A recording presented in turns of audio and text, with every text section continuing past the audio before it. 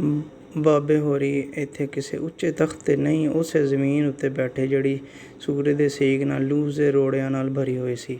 ਉਹਨਾਂ ਸੋਹਣੇ ਰੱਬ ਨਾਲ ਲੋ ਲਾਈ ਤੇ ਖ਼ਬਰ ਨਾ ਕਾਈ। ਜਦ ਭਾਈ ਮਰਦਾਨਾ ਆਪਣੇ ਰਬਾਬ ਦੇ ਤਾਰ ਛੇੜਦਾ ਤੇ ਬਾਬਾ ਨਾਨਕ ਦੇ ਤਾਰ ਰੱਬ ਨਾਲ ਜੁੜ ਜਾਂਦੇ। ਉਹਨਾਂ ਅੱਕ ਦੇ ਜ਼ਹਿਰ ਮੂਰਾ ਪੱਤਰ ਖਾ ਖਾ ਕੇ ਗੁਜ਼ਾਰਾ ਕੀਤਾ, ਲੂਸ ਦੀਆਂ ਰੋੜਾਂ 'ਤੇ ਬਹਿ ਕੇ ਇੱਕ ਲੰਮਾ ਚਿੱਲਾ ਕੱਟਿਆ। ਇਸੇ ਲਈ ਉਹਨਾਂ ਦੇ ਇਸ ਚਿੱਲੇ ਦੀ ਯਾਦ ਵਿੱਚ ਜਦੋਂ ਇੱਕ ਗੁਰਦੁਆਰਾ ਸਾਰਿਆ ਗਿਆ ਤੇ ਉਹਦਾ ਨਾਂ ਰੋੜੀ ਸਾਹਿਬ ਰੱਖਿਆ ਗਿਆ।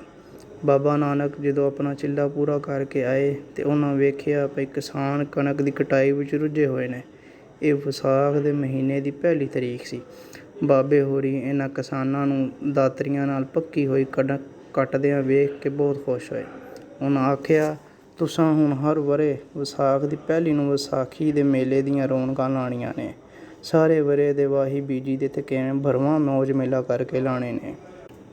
ਏਮਨਾਬਾਦ ਦੀ ਵਿਸਾਖੀ ਦੀ ਧੂਮ ਪੂਰੇ ਹਿੰਦੁਸਤਾਨ ਵਿੱਚ ਸੀ। ਵਾਕ, ਜੱਟ, ਕਾਸ਼ਤਕਾਰ, ਜ਼ਿਮੀਂਦਾਰ ਉਹ ਸਭੂ ਲੋਕੀ ਜਿਹੜੇ ਵਾਹੀ ਬੀਜੀ ਕਰਕੇ ਆਪਣੇ ਮੁੜਕੇ ਵਗਾ ਕੇ ਜ਼ਮੀਨ ਦੇ ਸੀਨੇ ਵਿੱਚੋਂ ਆਪਣਾ ਰਿਜ਼ਕ ਕਮਾਉਂਦੇ ਸਨ, ਬੜੇ ਦੁਰਾਡੇ ਪੈਂਡੇ ਕਰਕੇ ਏਮਨਾਬਾਦ ਦੀ ਵਿਸਾਖੀ ਦੇ ਮੇਲੇ ਵਿੱਚ ਸ਼ਰੀਕ ਹੁੰਦੇ।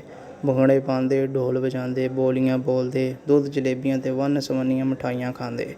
ਨਿੱਕੀ ਜਿਹੀ ਗੱਲ 'ਤੇ ਡਾਂਗ ਸੂਟਾ ਹੋ ਜਾਂਦੇ। ਕੁਝ ਭੂਤਰੇ ਹੋਏ ਸਰਦਾਰਾਂ ਨੂੰ ਤੇ ਉਦੋਂ ਤੀਕ ਵਿਸਾਖੀ ਦਾ ਸਵਾਦ ਹੀ ਨਹੀਂ ਆਉਂਦਾ ਜਦੋਂ ਤੀਕਰ ਉਹਨਾਂ ਦੇ ਲੜਾਈ ਮਾਰ ਕੁਟਾਈ ਨਾਲ ਖੁੰਨੇ ਨਾ ਖੁੱਲ੍ਹ ਜਾਂਦੇ। ਫੱਟੜ ਹੋ ਕੇ ਸਿਰ ਵਿੱਚੋਂ ਪਾ ਅੱਧ ਸਿਰ ਖੂਨ ਵਗਾਉਂਦੇ ਤੇ ਉਹਨਾਂ ਨੂੰ ਚੈਨ ਆਉਂਦਾ ਕਿ ਹੁਣ ਆਇਆ ਇਹ ਸਵਾਦ ਵਿਸਾਖੀ ਦਾ। ਭਗਤ ਸਿੰਘ ਵੀ ਚਿੱਟੇ ਚੰਗੜ ਨਾਲ ਮਾਰੋ ਮਾਰ ਕਰਦਾ ਪਹਿਲੀ ਵਿਸਾਖ ਨੂੰ ਏਮਨਾਬਾਦ ਅੱਪੜ ਗਿਆ। ਪਹਿਲਾਂ ਗੁਰਦੁਆਰਾ ਰੋੜੀ ਸਾਹਿਬ ਹਾਜ਼ਰੀ ਭਰ ਕੇ ਮੱਥਾ ਟੇਕਿਆ, ਫਿਰ ਉਸ ਮੇਲੇ ਵਿੱਚ ਵੜ ਕੇ ਆਹ ਮੇਲਾ ਹੋ ਗਿਆ। ਸ਼ਿਖਰ ਦੁਪਹਿਰੇ ਢੋਲ ਇੰਜ ਵੱਜਦੇ ਸਨ ਜਿਵੇਂ ਉਹਨਾਂ ਦੇ ਡਗੇ ਦੀ ਆਵਾਜ਼ ਅਰਸ਼ਾਂ ਦੇ ਬੂਹੇ ਪਈ ਖੜਕਾਉਂਦੀ ਏ। ਹਰ ਪਾਸੇ ਧੂੜ ਹੀ ਧੂੜ ਸੀ। ਭੰਗੜੇ ਪਾਉਂਦੇ ਪੈਰਾਂ ਦੀ ਤੇ ਘੋੜੀਆਂ ਦੇ ਵਕਤ ਤੱਕ ਭੱਜਣ ਦੀ ਧੂੜ। ਨਿਆਣੇ ਵਿੱਚ ਬੈਠੇ ਚੀਕਾਂ ਮਾਰਦੇ ਸਨ। ਕੁੜੀਆਂ ਚੂੜੀਆਂ ਝਾੜ ਝਾੜ ਆਪਣਾ ਮਨ ਪਰਚਾਉਂਦੀਆਂ ਸਨ। ਹਲਵਾਈਆਂ ਨੇ ਵੀ ਮਿਠਾਈਆਂ ਦੀਆਂ ਸਜਾਵਟਾਂ ਦੀ ਹੱਦ ਕਰ ਛੱਡੀ ਸੀ।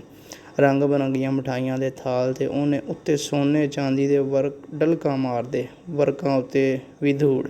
ਲੋਕੀ ਗਾਲੜ ਵਜਾਉਂਦੇ, ਅਕਤਾਰੇ ਛੇੜਦੇ, ਇਹ ਜਿਹੀਆਂ ਬੋਲੀਆਂ ਬੋਲਦੇ ਸਨ ਜਿਨ੍ਹਾਂ ਦੇ ਬੋਲ ਸੁਣ ਕੇ ਭਗਤੇ ਦਾ ਮਹਾਂਦਰਾ ਸ਼ਰਮ ਨਾਲ ਲਾਲ ਸੂਹਾ ਹੋ ਗਿਆ।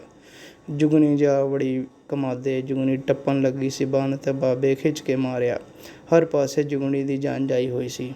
ਉਹਨਾਂ ਵੀ ਦੂਜੀਆਂ ਬਾਲਾਂ ਹਾਰ ਰੱਜ ਕੇ ਝੂਟੇ ਲਏ। ਝੂਟੀਆਂ 'ਤੇ 2 ਦਮੜੀਆਂ ਖਰਚ ਹੋਈਆਂ ਤੇ ਬਾਕੀ ਪੈਸੇ ਉਹਦੇ ਬੋਝੇ ਵਿੱਚ ਟੜਕਦੇ ਸਨ ਪਈ ਕਿ ਸਾਨੂੰ ਖਰਚ ਕਰ, ਦੁੱਧ ਜਲੇਬੀਆਂ ਖਾ, ਲੱਡੂ ਮੂੰਹ ਵਿੱਚ ਪਾ।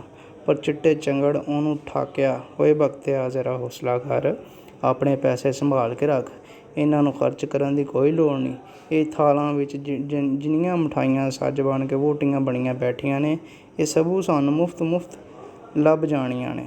ਪਰ ਉਹ ਕਿੰਜ? ਭਗਤ ਨੇ ਹੈਰਾਨ ਹੋ ਕੇ ਪੁੱਛਿਆ। ਮੈਂ ਮੇਲੇ ਵਿੱਚ ਟੁਰਿਆ ਫਿਰਿਆ। ਝਗੜਾਂ ਦਾ ਇੱਕ ਹੋਰ ਮੁੰਡਾ ਵੀ ਭੇਸ ਵਟਾ ਕੇ ਪੱਗ ਬੰਨ੍ਹ ਕੇ ਮੌਜ ਮੇਲਾ ਕਰਦਾ ਪਿਆ ਏ।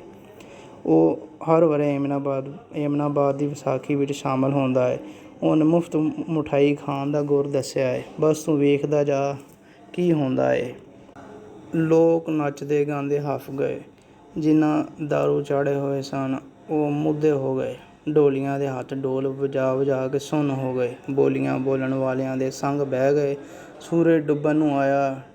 ਢੀਗਰ ਵੇਲਾ ਨੇੜੇ ਹੋਇਆ। ਮੇਲਾ ਮੁੱਕਣ ਨੂੰ ਆਇਆ। ਉਜੜਨ ਲੱਗਾ ਤੇ ਭਗਤ ਵੇਖਿਆ ਭਈ 10-12 ਬਾਂਕੇ ਤੇ ਅਥਰੇ ਜਵਾਨ ਆਪਣੇ ਤੋਂ ਵੱਧ ਅਥਰੀਆਂ ਘੋੜੀਆਂ ਉੱਤੇ ਸਵਾਰ ਉਹਨਾਂ ਨੂੰ ਭਜਾਉਂਦੇ, ਧੂੜਾਂ ਉਡਾਉਂਦੇ, ਚੀਕਾਂ ਤੇ ਭੜਕਾਂ ਮਾਰਦੇ ਆਏ ਤੇ ਆਪਣੀਆਂ ਘੋੜੀਆਂ ਨੂੰ ਮੇਲੇ ਵਿੱਚ ਸੱਜੇ ਹੋਏ ਮਿਠਾਈਆਂ ਦੇ ਥਾਲਾਂ ਉੱਤੇ ਚਾੜ੍ਹ ਦਿੱਤਾ। ਥਾਲ ਮੁੱਧੇ ਹੋ ਗਏ। ਦੁੱਧ ਦੀਆਂ ਕੜਾਹੀਆਂ ਪੁੱਠੀਆਂ ਹੋ ਗਈਆਂ। ਹਰ ਪਾਸੇ ਥਰਥੱਲੀ ਪੈ ਗਈ। ਆ ਜਾ ਭਗਤਿਆ, ਚਿੱਟੇ ਚੰਗੜ ਨੇ ਉਹਨੂੰ ਹੁੱਜ ਮਾਰ ਕੇ ਆਖਿਆ, ਲੁੱਟ ਪੈ ਗਈ ਏ। ਉਹਨਾਂ ਨਾ ਵੇਖਿਆ ਭਈ ਇਹ ਜਲੇਬੀਆਂ ਧੂੜ ਬੜੀਆਂ ਨੇ, ਨਾ ਗੌਰ ਕੀਤਾ ਭਈ ਲੱਡੂ ਮਖਾਣੇ ਤੇ ਬਾਲੂ ਸ਼ਾਹੀ ਮਿੱਟੀਓ ਮਿੱਟੀ ਹੋ ਗਏ ਨੇ। ਜੋ ਹੱਥ ਲੱਗਾ ਨਾ ਉਹਨਾਂ ਪੂੰਝਿਆ ਤੇ ਨਾ ਸਾਫ਼ ਕੀਤਾ। ਮੂੰਹ ਅੱਡ ਕੇ ਉਹਦੇ ਵਿੱਚ ਸੁੱਟਦੇ ਗਏ। ਰੱਜ ਰੱਜ ਕੇ ਮੁਫ਼ਤ ਦੀਆਂ ਮਿਠਾਈਆਂ ਖਾਂਦੇ ਗਏ।